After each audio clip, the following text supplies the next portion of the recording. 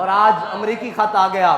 لیکن ایک بڑے افسوس کی بات ہے, قوم اگر دھیان کرے کہ وزیر اعظم ایک بڑا کلیدی عہدہ ہے کسی بھی ملک کا, صدر ایک بڑا کلیدی عہدہ ہے کسی بھی ملک کا, ایک وزیر اعظم اپنی قوم سے خطاب کر رہا ہو اور وہ نعرے لگاتا ہو کہ میں بڑا حریت پسند ہوں, میں ایبسولوٹلی نو کہنے والا ہوں, لیکن جب امریکہ کا نام آئے تو وہ کہے کوئی ملک کوئی بات.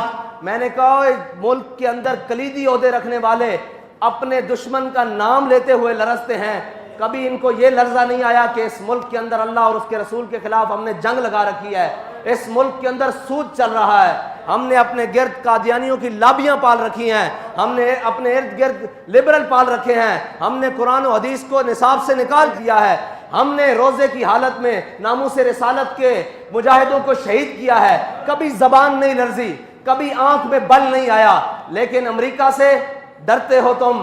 بابا جی فرماتے تھے وہ ایک سجدہ جسے تو گراں سمجھتا ہے, 1000 سجدے سے آدمی کو دیتا ہے نجات, تو آیا نہ کیوں ڈرتے بد نصیبہ. اور بھائی تجھے یہ کہنے کی ضرورت ہی نہ پڑتی, ساری قوم سمجھ لیتی کہ یہ کون تھا. امریکہ کی کیا جرت ہے. بابا جی کہتے تھے ان برائنر چوچوں کی کیا جرت ہے کہ محمد عربی کے غلاموں کے سامنے کھڑا رکھے. لیکن بات یہ ہے تجھے تو حضور کی محبت کی چاشنی ملی نہیں نا. اگر ملی ہوتی تو امریکیوں کا نام لیتے ہوئے زبانیں نہ لرزتی. میں یہ سوچ رہا ہوں کہ نام لیتے ہوئے زبانیں لرز رہی ہیں, تو اگر کہیں میدان لگ رہا تو ان کی تو ٹانگیں کانپے گی. اگر ان کو کوئی بات کر سکتا ہے تو وہ کوئی مولا کائنات کا غلام کر سکتا ہے. کہ جب دشمن آئے ایسے چوڑا ہو کر, تو آپ نے فرمایا ان الذی سمتنی امی حیدرا, فرمایا میری ماں نے بھی میرا نام حیدر رکھا, جھاڑیاں دا شیر. اور تو اگر ناموس رسالت دے مجاہداں دے تے گولیاں نہ چلائیاں ہوندیاں اور تو وہ وقت نہ گوایا ہوندا جڑا رب نے تینوں بڑا بہترین وقت دیتا سی, اور یہی گلاں اس وقت کھڑے ہو کے کر دیتی ہوندیاں کہ اوئے اسی سارا کچھ برداشت کر لواں گے, اسی امریکہ تے فرانس نو بھی دیکھ لواں گے, لیکن اپنے حبیب دی عزت تے سودا نہیں کر سکتے. تے اج اے لمبیاں تقریراں تے رو کے دکھان دی قوم نو ضرورت نہ پیندی.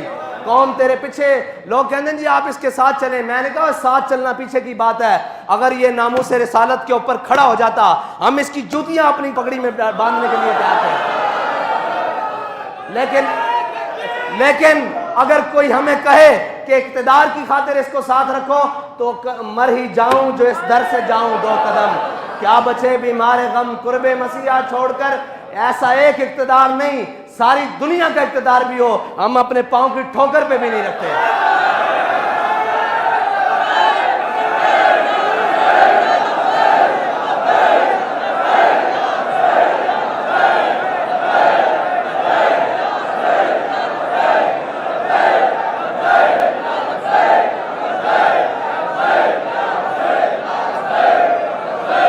لبیک لبیک.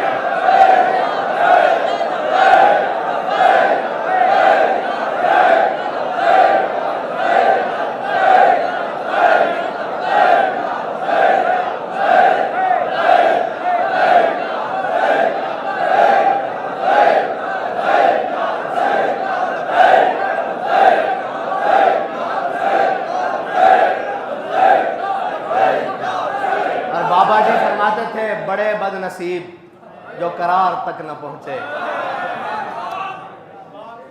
وہ قرار یہی تھا کہ تم ساری یورپی یونین کو سمیٹ کے ایک سائیڈ پہ رکھتے, امریکہ کو سمیٹ کے ایک سائیڈ پہ رکھتے, اور ویٹو پاور والے سارے ممالک کو لپیٹ کر ایک سائیڈ پہ رکھتے. وہ کہتے کہ بس جی ہم ساری باتوں پر کمپرومائز کر سکتے ہیں اپنے آقا و مولا کی ناموس کے لیے. اگر تم بات کر دیتے باخدا یہ دن تمہیں نہیں دیکھنے پڑتے, لیکن ابھی تم نے دیکھنے ہیں, ابھی تو دنیا میں دیکھے ہیں, ابھی تو آغاز ہے, ابھی تو انجام اس حشر کے دن تک باقی ہے جب حضور کے سامنے پیش ہونا ہے, اور اس کسی نکر میں امیر المجاہدین بھی کھڑے ہوں گے, اور وہ یہ نہیں تم کہہ سکو گے کہ ہمیں بتایا کسی نے نہیں.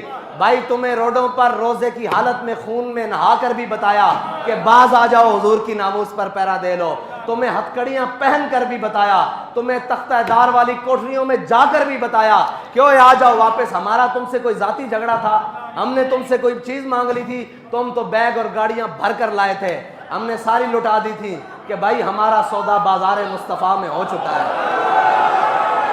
یہ ہم نے تاریخ جو ہے نا یہ سوداگروں کے لیے نہیں بنائی، نہ بابا جی نے اس کے اندر محنتیں سوداگروں کے لیے کی ہیں. یہ تاریخ کا مقصد صرف ایک تھا کہ ورفعنا لک ذکرک کا چرچا ہوتا رہے.